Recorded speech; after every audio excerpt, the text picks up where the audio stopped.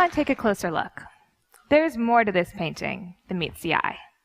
And yes, it's acrylic painting of a man, but I didn't paint it on canvas. I painted it directly on top of the man. What I do in my art is I skip the canvas altogether. And if I want to paint your portrait, I'm painting it on you, physically on you. That also means you're probably going to end up with an earful of paint, because I need to paint your ear on your ear. Everything in the scene, the person, the clothes, chairs, wall, gets covered in a mask of paint that mimics what's directly below it. And in this way, I'm able to take a three-dimensional scene and make it look like a two-dimensional painting.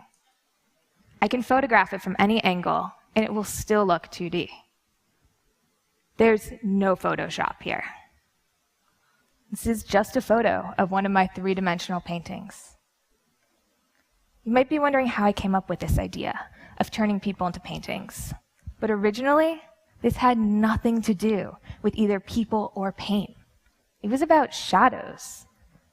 I was fascinated in the absence of light, and I wanted to find a way that I could give it materiality and pin it down before it changed. I came up with the idea of painting shadows. I loved that I could hide within this shadow my own painted version, and it would be almost invisible until the light changed, and all of a sudden, my shadow would be brought to the light. I wanted to think about what else I could put shadows on. And I thought of my friend Bernie. But I didn't just want to paint the shadows. I also wanted to paint the highlights and create a mapping on his body in grayscale. I had a very specific vision of what this would look like. And as I was painting him, I made sure to follow that very closely. But something kept on flickering before my eyes. I wasn't quite sure what I was looking at. And then when I took that moment to take a step back, magic. I had turned my friend into a painting. I couldn't have foreseen that when I wanted to paint a shadow, I would pull out this whole other dimension, that I would collapse it, that I would take a painting and make it my friend, and then bring him back to a painting. I was a little conflicted, though, because I was so excited about what I'd found, but I was just about to graduate from college with a degree in political science, and I'd always had this dream of going to Washington, D.C., and sitting at a desk and working in government. Why did this have to get in the way of all that? I made the tough decision of going home after graduation and not going up to Capitol Hill, but going down to my parents' basement and making it my job to learn how to paint. I had no idea where to begin. The last time I'd painted, I was 16 years old at summer camp. And I didn't want to teach myself how to paint by copying the old masters or stretching a canvas and practicing over and over again on that surface, because that's not what this project was about for me.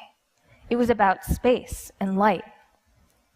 My early canvases ended up being things that you wouldn't expect to be used as canvas, like fried food. It's nearly impossible to get paint to stick to the grease in an egg. Even harder was getting paint to stick to the acid in a grapefruit. It just would erase my brush strokes like invisible ink. I'd put something down and instantly it would be gone. And if I wanted to paint on people, well, I was a little bit embarrassed to bring people down to my studio and show them that I spent my days in a basement putting paint on toast. It just seemed like it made more sense to practice by painting on myself.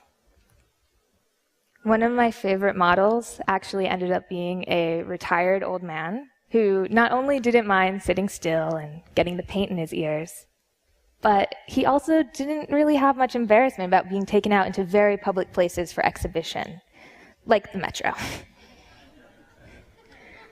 I was having so much fun with this process. I was teaching myself how to paint in all these different styles, and I wanted to see what else I could do with it. I came together with the collaborator, Sheila Vand, and we had the idea of creating paintings in a more unusual surface. And that was milk. We got a pool, we filled it with milk, we filled it with Sheila, and I began painting. And the images were always completely unexpected in the end. Because I could have a very specific image about how it would turn out. I could paint it to match that, but the moment that Sheila laid back into the milk, everything would change.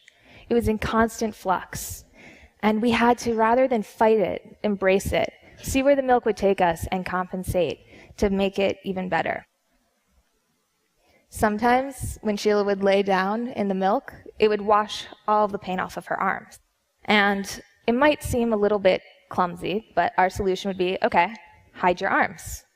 And one time, she got so much milk in her hair that it just smeared all the paint off of her face. All right, well, hide your face.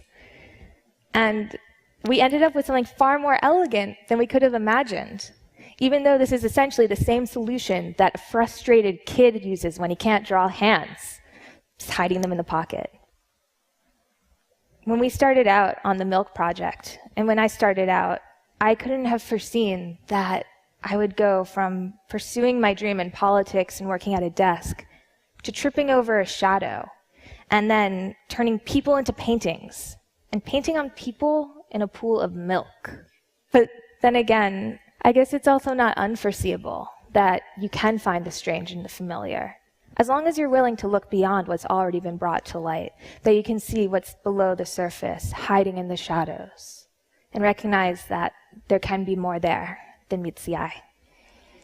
Thank you.